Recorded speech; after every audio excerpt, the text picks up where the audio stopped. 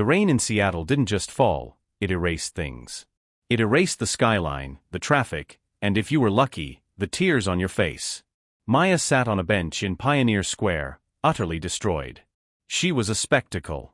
A tragic, soaking wet cliché. She was wearing a Vera Wang ball gown that cost 3 months of her salary, now heavy with rainwater and mud. Her veil was torn, draped over her shoulder like a surrender flag. Mascara ran down her cheeks in black rivers. Passers-by stared. Some took photos with their phones, whispering, "Look at that." Left at the altar. Maya didn't care. The numbness was setting in.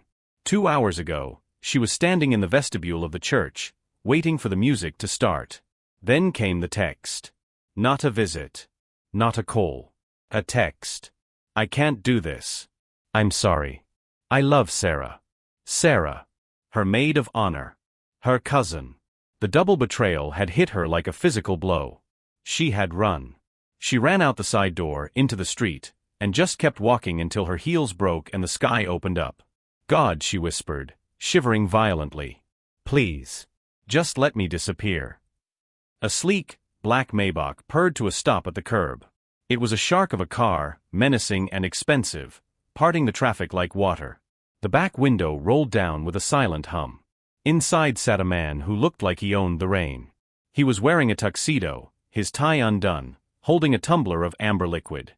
He was devastatingly handsome, sharp jaw, dark hair, eyes the color of cold steel, but he looked as miserable as she felt. He stared at her. At the ruined dress. The broken shoe. Maya hugged herself, looking away. "Go away," she croaked. "The show's over." The car door opened. An umbrella snapped open, and a driver stepped out to hold it over the man as he emerged. He didn't walk like a normal person, he walked like he was inspecting a demolition site. He stopped in front of her bench. He didn't offer a coat. He didn't ask if she was okay. "You look like hell," he said. His voice was deep baritone, and completely devoid of pity. Maya looked up, rage flaring through her grief. "And you look like a rich jerk. Leave me alone." "I'm Adrian Hale," he said, as if that explained everything. "And I have a proposition for you." Maya let out a wet, hysterical laugh. "A proposition? I'm sitting in a puddle in a wedding dress, mister. Unless you have a time machine to take me back to 2018 so I never meet my fiancée, I'm not interested." Adrian checked his watch. A Patek Philippe worth more than her apartment. "I don't have a time machine. But I have a jet. And a legal team. And a very specific problem that you seem perfectly dressed to solve." He sat down next to her. On the wet bench. In his $3,000 suit. "My grandfather died 6 months ago," Adrian said, staring straight ahead at the traffic. "He left me Hale Industries. The shipping empire. But he was an old-fashioned man. He added a clause to the trust. To inherit the controlling stake, I must be married by my 30th birthday." He turned to look at her. "I turn 30 tomorrow at midnight." Maya wiped her eyes, smearing the mascara further. So, Adrian said, "My fiancé, a merger of convenience, decided this morning that $10 million wasn't enough for a prenup." She walked. "I have 26 hours to find a wife, or I lose a company that employs 10,000 people." He gestured to her dress. "You are dressed for a wedding. You clearly didn't have one. Which means you are currently single, likely humiliated, and definitely in need of a change of scenery." Maya stared at him. It was insane. It was the ravings of a lunatic. But he looked so calm. So solid. "You want me to marry you?" "Legally. Yes. Emotionally? No," Adrian said quickly. "We stay married for 1 year. That satisfies the trust. In return, I will pay off your debts. I will buy you a house anywhere in the world. And more importantly..." He leaned in, his gray eyes locking onto hers. "I will make sure the man who did this to you sees you on the front page of every newspaper tomorrow morning, married to a billionaire. You won't be the victim, MS." "Maya," she whispered. "You won't be the victim, Maya. You'll be the one who upgraded." The rain hammered against the umbrella, the driver was still holding over them. Maya thought about Mark. She thought about Sarah. She thought about the whispers she would face if she went back to her apartment. The pity. The I told you so's. She looked at Adrian Hale. He was cold. He was transactional. He was using her. But right now, he was offering her a shield.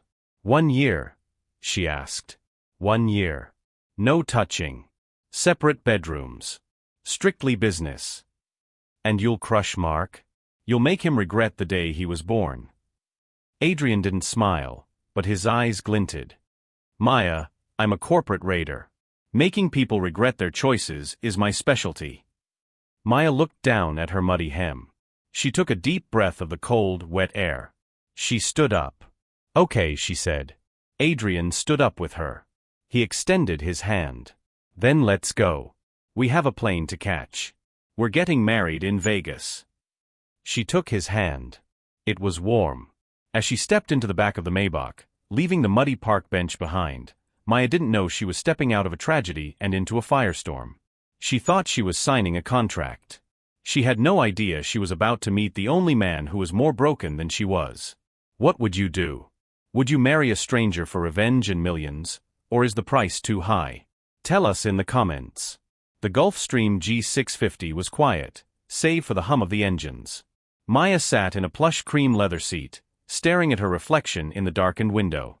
She had showered in the jet's bathroom and changed into clothes Adrian's assistant had miraculously produced, a sleek black sheath dress that cost more than her car. Her muddy wedding gown lay in a heap in the corner, a white ghost of her past life. We land in Vegas in 20 minutes, Adrian said. He was working on a laptop, not looking at her. We have a slot at a private chapel. The paperwork is ready. We sign, we say the words, we leave. Maya touched the bare skin of her ring finger.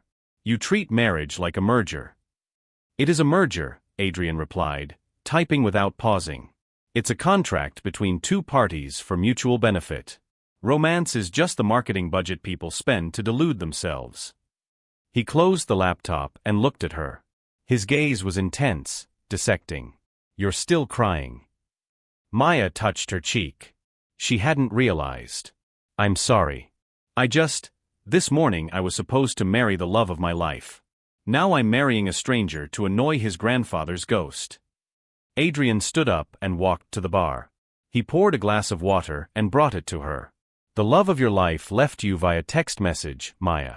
He didn't love you. He consumed you. There is a difference. He pulled a velvet box from his pocket. Put this on. Maya opened it. Inside sat a diamond so large it looked heavy. It was an emerald-cut stone, flawless, flanked by baguettes. It was cold, sharp, and aggressive. It's too big, she whispered. It's a shield, Adrian corrected.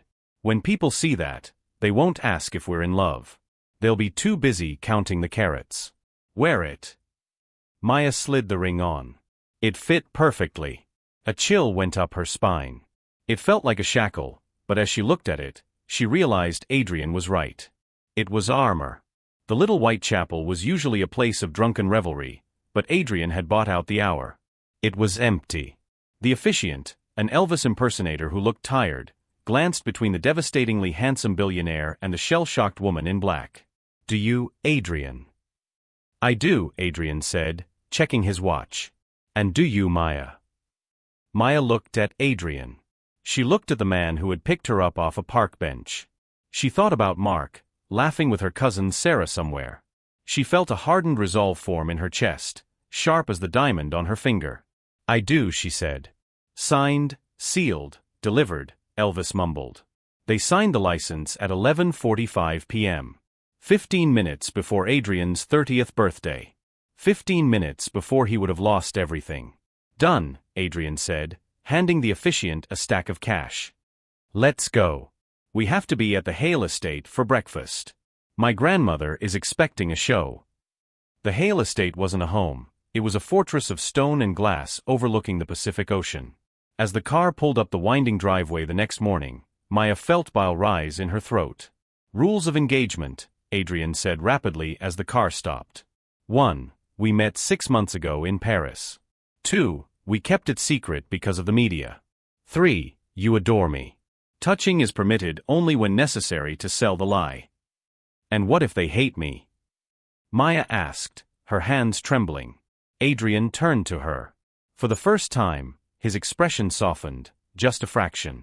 He reached out and took her hand. His grip was firm, grounding. They will hate you, he said calmly. They hate everyone who isn't them. But you are Mrs. Adrian Hale now. That means you outrank them. Lift your chin. The doors opened. They walked into a foyer that was larger than Maya's entire apartment building. Waiting for them was a lineup that looked like a firing squad. At the center sat Elara Hale. She was 80 in a wheelchair, draped in pearls and malice. Behind her stood Adrian's cousins, vultures in designer suits, waiting for the carcass. You're late, Elara snapped. Her eyes darted to Adrian, then to Maya. Her lip curled. And who is this? The assistant. Adrian didn't flinch. He walked Maya into the center of the room, his hand resting possessively on the small of her back. Grandmother, Adrian said, his voice echoing off the marble. Happy birthday to me. I'd like you to meet my wife. The silence was explosive. One of the cousins choked on his coffee. Wife. Elara hissed. You can't be serious. You have no fiancé. The Vanderwall girl left you yesterday. The Vanderwall girl was a business arrangement, Adrian said smoothly. Maya is personal. Elara wheeled herself forward, her hawk-like eyes drilling into Maya. She looks like a commoner. Who are her people? Where does she come from? She has the look of a desperate stray. Maya felt the tears stinging again. She was a stray. She was a reject in a fake dress wearing a fake ring. She started to pull her hand away from Adrian's, instinctively wanting to retreat. But Adrian didn't let go. He tightened his grip. Careful, grandmother, Adrian's voice dropped an octave. It was a dangerous sound. You are speaking to the woman who holds half my shares. He stepped forward, shielding Maya with his body. You wanted me married. I am married. The trust is secured. But let me be clear, Maya is not a topic for debate. She is the lady of this house now. If anyone disrespects her, they disrespect me. And if you disrespect me, I cut your funding. He looked at his cousins. Are we clear? The cousins nodded, terrified. Elara stared at Maya, her eyes narrowing. She saw the ring. She saw the way Adrian stood in front of her. She saw something she hadn't expected. We'll see, Elara muttered. Marriage is easy, Adrian. Keeping it is the hard part. I'm keeping her, Adrian said. He turned to Maya, and for the benefit of the audience, he raised her hand to his lips and kissed her knuckles. His lips were warm against her cold skin. He held her gaze, and for a second, Maya forgot it was an act. She felt safe. Come, darling, Adrian said. Let's get you settled. It's been a long night. He led her up the grand staircase, leaving his family stunned and silent below. As they reached the top of the stairs and turned the corner, out of sight, Adrian immediately dropped her hand. He exhaled a long breath, his posture slumping slightly. You did well, he said, his voice back to business. They bought it. Maya looked at her hand, where his kiss still tingled. She felt a strange mix of relief and disappointment. You defended me, she said. I defended my asset, Adrian corrected, walking toward the master suite. Don't read into it, Maya. It's going to be a long year. He opened the door to the bedroom. Welcome to your cage. Have you ever had someone stand up for you when you couldn't stand up for yourself? Even if it was fake, it feels powerful. Hit like if you're rooting for Maya. 2 months into the merger, the penthouse had changed. It was subtle at first. A throw blanket on the austere leather sofa. Fresh flowers on the black marble island. The smell of actual food, roasted chicken, cinnamon, garlic, replacing the sterile scent of cleaning products. Adrian hated it. Or so he told himself. He stood in the doorway of the kitchen, loosening his tie after a 14-hour day. Maya was there, humming to herself, wearing one of his oversized dress shirts as an apron over her leggings. She was dancing slightly as she stirred a pot of risotto. She looked alive. In a house designed to be a mausoleum. You're home, she said, turning around. Her smile was instinctive, bright. It hit Adrian in the chest like a physical weight. I made dinner. I know you usually just drink scotch and eat air, but I thought we could try actual nutrients. Adrian walked to the island. I have a chef, Maya. Your chef makes food that looks like art and tastes like geometry, Maya teased, sliding a bowl toward him. Eat. Adrian sat. He took a bite. It was warm, rich, and comforting. He realized, with a start, that he had been starving. Not for food, but for this. For someone to care if he ate. It's adequate, he lied, taking another large bite. Maya beamed. High praise from the king of ice. They ate in a comfortable silence. The business arrangement had morphed into a strange domestic rhythm. They were roommates who shared a secret. Partners in a high-stakes crime. The winter solstice gala is tomorrow, Adrian said, wiping his mouth. It's the biggest event of the season. Everyone will be there. The board, my grandmother, the press. I'm ready, Maya said. She wasn't the trembling girl in the wet wedding dress anymore. Living with Adrian Hale had toughened her. She had learned to walk in heels that cost more than her education, and she had learned how to stare down socialites who whispered gold digger when she walked by. This one is different, Adrian said, his voice dropping. My competitors will be there. They smell blood in the water. They think my marriage is a weakness. They think I'm distracted. Maya reached across the marble and placed her hand over his. Then let's show them you're dangerous. The gala was a battlefield of velvet and diamonds. Maya wore a gown of liquid silver that clung to her curves like a second skin. When she walked in on Adrian's arm, the room didn't just go quiet, it stopped. Adrian looked at her, and for a moment, he forgot the strategy. He forgot the contract. He just felt a fierce, possessive pride. Mine, a voice in his head growled. Even if it's a lie tonight, she's mine. They moved through the crowd like a unified front. Adrian was colder than usual, his answers sharp and cutting. Maya softened his edges, laughing at the right moments, charming the wives of the board members. Then it happened. Simon Vance, a rival shipping magnate, cornered them near the Champagne Tower. Vance was drunk and nasty. Adrian, Vance sneered. I see you brought your acquisition. Tell me, how much did she cost? Did you buy her by the hour or by the pound? The circle of guests went silent. Adrian stiffened, his fist clenching at his side. He was about to destroy Vance, professionally and physically. But Maya stepped forward. She didn't shrink. She didn't cry. She laughed. A cool, elegant, devastating sound. Mr. Vance, she said, her voice carrying clearly. I've seen your stock portfolio this quarter. If I were you, I wouldn't be worrying about Adrian's expenses. I'd be worrying about how you're going to afford your own alimony when your wife finds out about your acquisition in the Cayman Islands. Vance turned purple. The crowd gasped, then tittered. Maya stepped closer, her eyes flashing. My husband built an empire while you were inheriting yours. Don't speak to him. And certainly don't speak to me. She took Adrian's arm. Darling, I'm bored. Get me a drink. She turned her back on Vance, effectively ending his social life.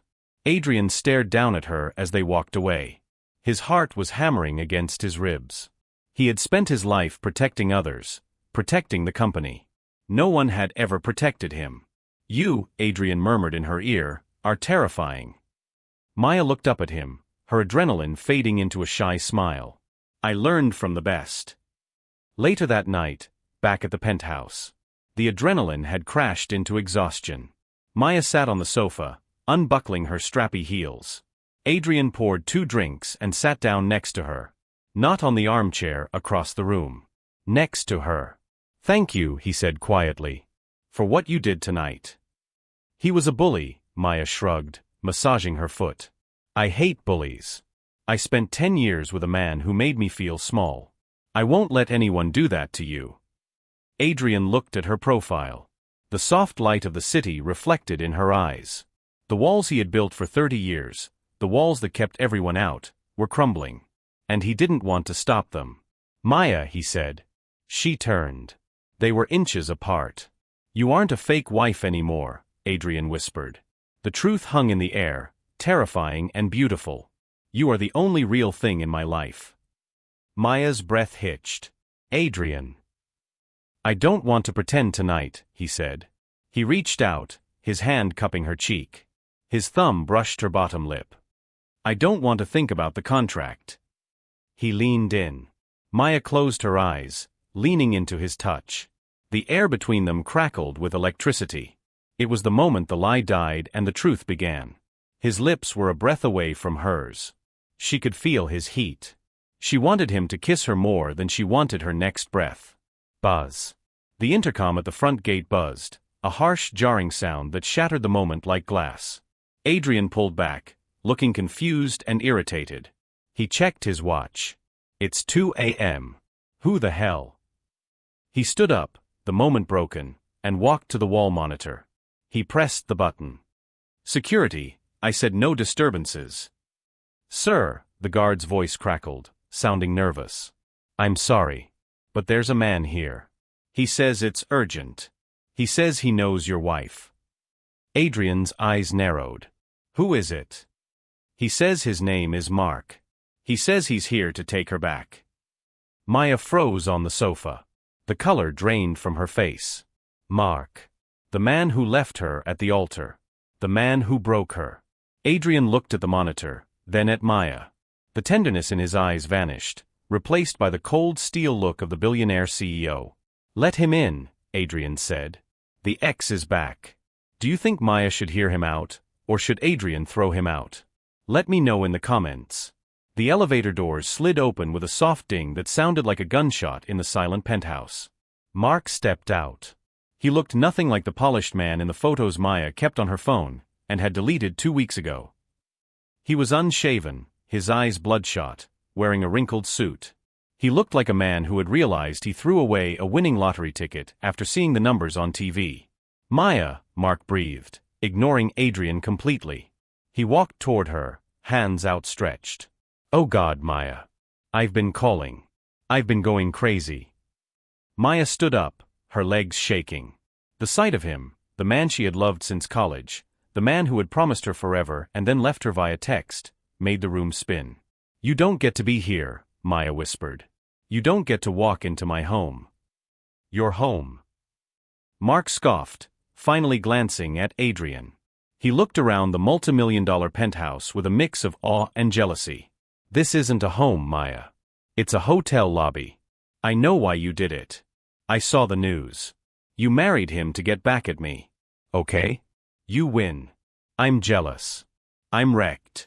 Are you happy? Adrian stepped in front of Maya. He didn't raise his voice.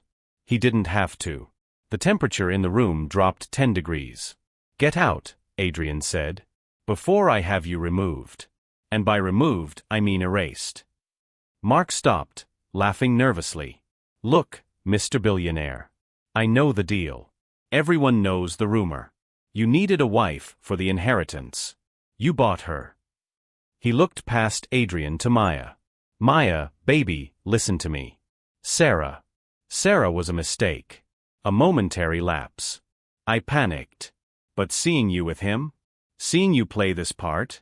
It made me realize, you're the one. You've always been the one. Come home. Come back to our real life. Not this plastic fantasy. Maya looked at Mark. She looked at his pleading eyes. And she felt nothing. No spark. No longing. Just pity. She opened her mouth to tell him to leave, to tell him that she was in love with her husband, her fake husband. But Adrian spoke first. He's right, Adrian said. The words hung in the air. Maya spun around to look at him. Adrian's face had shut down. The warmth from 10 minutes ago, the near kiss, the vulnerability, it was gone. Replaced by the granite mask of the CEO. What? Maya whispered. Adrian walked to the liquor cabinet and poured himself a drink, his back to her. He's right, Maya. This is a plastic fantasy. You performed your duties perfectly tonight. The stock is stable. The board is happy. My inheritance is secure. He turned around, his eyes dead. But let's be honest. We both know this was temporary. You don't belong here, Maya. You aren't built for this world. You're soft. Maya felt like she had been slapped. Adrian, what are you doing? I'm terminating the contract early, Adrian said, his voice devoid of emotion. Mark is here. He wants you back. You have a chance at a real life. A real marriage. Not a business deal. I don't want him. Maya cried, stepping toward him. I want. You want what? Adrian snapped, cutting her off. You want to live in a museum? You want to be whispered about at galas for the rest of your life? You want a husband who works 18 hours a day and can't tell you he loves you because he doesn't know how? He was doing it to save her. He was breaking his own heart to set her free, convinced he was the villain in her story. But to Maya, it just sounded like rejection. It sounded like he got what he needed and was discarding her. I thought. Maya's voice broke. I thought tonight. I thought we were real. Adrian flinched, imperceptibly. He gripped his glass so hard it threatened to shatter. Tonight was a victory lap, Maya. Don't confuse adrenaline with affection. He reached into his jacket pocket and pulled out a checkbook. He scribbled something quickly and ripped it out. Here, he said, holding it out. Your payment. Plus a bonus for the performance with Vance. Go with Mark. Go be happy. Maya looked at the check. $5 million. She looked at Adrian. She saw the wall he had put up. She didn't see the fear behind it, the fear that he wasn't enough for her. She only saw the money. She took the check. Slowly, deliberately, she tore it in half. Then in quarters. She let the pieces fall to the expensive marble floor like snow. I didn't do it for the money, she whispered. She twisted the massive diamond ring off her finger. It scraped her skin, leaving a red mark. She slammed it down on the coffee table next to the military ID. The sound echoed. You're right, Adrian, she said, tears finally spilling over. I am too soft for this world. Because I actually fell in love with you. And you just sold me out. She walked past Mark, who looked stunned. Maya. Mark asked, reaching for her. Don't touch me, she hissed, not breaking stride. I'm not going with you, Mark. I'm going alone. She walked to the private elevator. She didn't look back. The doors closed, taking the warmth of the penthouse with her. Adrian stood in the silence. Mark looked at him, confused. So? Mark said. Does that mean she's single? Get out, Adrian whispered. What? Get out. Adrian roared, hurling his scotch glass at the wall. It shattered, spraying amber liquid and crystal shards everywhere. Mark scrambled back into the elevator, terrified. Adrian was alone. He looked at the torn pieces of the check on the floor. He looked at the ring on the table. He had won. He had the company. He had the billions. He sank to his knees on the rug, putting his head in his hands. He had never been poorer in his life. He let her go because he thought he was saving her. Loudly crying face, have you ever pushed someone away because you didn't think you were good enough? Tell us your story. The silence in the penthouse was louder than the storm outside. Adrian hadn't moved from the floor for an hour. The shards of the whiskey glass glinted around him like diamonds, a cruel mockery of the life he had built. Pathetic, a voice rasped from the doorway. Adrian looked up. His grandmother, Ilara Hale, wheeled herself into the room. She looked at the wreckage, the shattered glass, the torn check, the discarded engagement ring on the table. I came to congratulate you, Ilara said, her voice dry. The lawyers just called. The inheritance is fully transferred. You own it all, Adrian. You won. I lost, Adrian croaked, standing up. He felt heavy, old. I sent her away. It was the only way to protect her from this. He gestured vaguely at the cold, expensive room. From me. Ilara rolled her eyes. She maneuvered her wheelchair over the Persian rug, stopping in front of the coffee table. She picked up the ring. You are just like your grandfather, she muttered. He thought love was a liability, too. Until he lost me for 6 months in 1965 because he was too busy building his first tower. He had to crawl back to my father's house and beg. Adrian stared at her. I thought you hated her. You called her a stray. I tested her, Ilara corrected. I wanted to see if she was here for the money. Tonight, at the gala? When she defended you against Vance. She wasn't protecting her bank account, Adrian. She was protecting her husband. Ilara tossed the ring at him. He caught it instinctively. She left the check, Ilara said, nodding at the confetti of paper on the floor. She walked away from $5 million. In my world, that makes her the rarest thing in existence, incorruptible. She turned her wheelchair around. The company is safe, Adrian. But if you let that girl get on a plane, you will be the poorest man I know. Adrian looked at the ring. He looked at the reflection of the lonely man in the window. He didn't call Marcus. He didn't call the driver. He grabbed his keys and ran.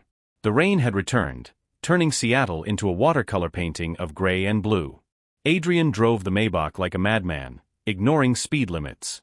He went to the hotel where he knew Mark was staying. She wasn't there. He went to the airport, no ticket in her name. Panic clawed at his throat. He had erased her. He had done his job too well. Then, he remembered. Pioneer Square. He swerved the car across 3 lanes of traffic, earning a chorus of horns. He pulled up to the curb, abandoning the car in a tow-away zone.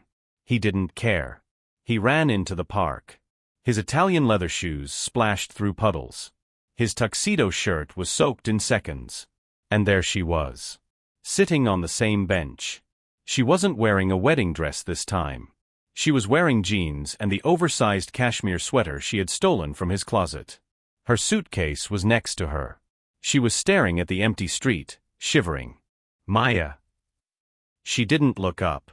She hugged her knees tighter. Adrian slowed down, approaching the bench breathless, water dripping from his nose. He stopped 3 feet away. Go away, Adrian, she said, her voice dull. I'm just waiting for my Uber. I'm going to my sister's in Portland. Cancel it, Adrian gasped. Why? She looked up, her eyes red and furious. Did you forget a clause in the contract? Do I need to sign a release form? There is no contract, Adrian said. He took a step closer. I tore it up. In my head. In my heart. You told me I was soft, Maya spat, standing up. You told me I was a liability. I lied. Adrian shouted, his voice cracking. I lied, Maya. I lie for a living. I tell the board what they want to hear. I tell the press what they want to hear. But tonight... He dropped to his knees. Not on a stage, not for a show. In the mud. In the rain. Just like the night he found her. Tonight, when I looked at the future, a future with billions of dollars and no you, it looked like hell. Maya stared at him. The mighty Adrian Hale, on his knees in the dirt. I don't want a merger, Adrian whispered, the rain masking his own tears. I don't want an asset. I don't want a fake wife. He pulled the ring from his pocket. But he didn't offer it to her. He held it tight in his fist. I want to know if you like your coffee black or with cream, even though I know it's with 2 sugars. I want to know why you hum when you cook. I want to fight about what movie to watch. He opened his hand, the diamond catching the street lamp's light. I am a broken man, Maya. I am cold, and I am work-obsessed, and I don't know how to do this. But you are the fire. You thawed me out. Please. Don't let me freeze again. Maya looked at him. She looked at the man who had bought her, defended her, rejected her, and now surrendered to her. You're an idiot, she whispered, her chin trembling. I know, Adrian said. And you ruined my sweater, she added, crying now. I'll buy you a factory of sweaters. I don't want a factory, Adrian, she sobbed. I just want you. She dropped to her knees in the mud with him. She didn't take the ring. She took his face in her hands and kissed him. It wasn't a gala kiss. It wasn't for show. It was messy and wet and desperate and perfect. It tasted like rain and redemption. When they pulled apart, breathless, Adrian took her shaking hand and slid the ring back onto her finger. This isn't a shield anymore, he promised. It's a vow. The headline on the tablet on the kitchen island read, Hale Industries reports record profits. But Adrian didn't read past the headline. He pushed the tablet aside to make room for the plate of pancakes he was attempting to flip. You're burning them, Maya said, leaning against the counter, laughing. She was holding a baby monitor in one hand and a mug of coffee in the other. I am caramelizing them, Adrian argued, though he flipped the charred disc onto a plate with a grimace. It's a culinary technique. The kitchen was bright. Sun streamed through the windows. There were toys scattered on the expensive marble floor, a colorful playmat, a soft block, and a very familiar one-eared bear named Barnaby that Maya had found at a vintage shop. Adrian abandoned the stove and walked over to his wife. He wrapped his arms around her waist, burying his face in her neck. She smelled like vanilla and sleep. "Grandmother is coming for lunch," he murmured. "She's bringing the lawyer," Maya warned, running her hand through his hair. "She wants to discuss the trust fund for the baby." "Let her," Adrian said. "He can have the trust fund. He can have the company. He can have the towers." He pulled back to look at her. His eyes were no longer gray steel. They were bright, alive. "I already have the inheritance that matters." From the baby monitor, a soft coo echoed. "Duty calls," Maya smiled. "I'll get him," Adrian said. He walked out of the kitchen, past the framed photo on the wall. It wasn't a photo of a wedding. It was a grainy black-and-white photo taken by a paparazzi from a distance. It showed a man and a woman sitting on a park bench in the pouring rain, holding hands under an umbrella.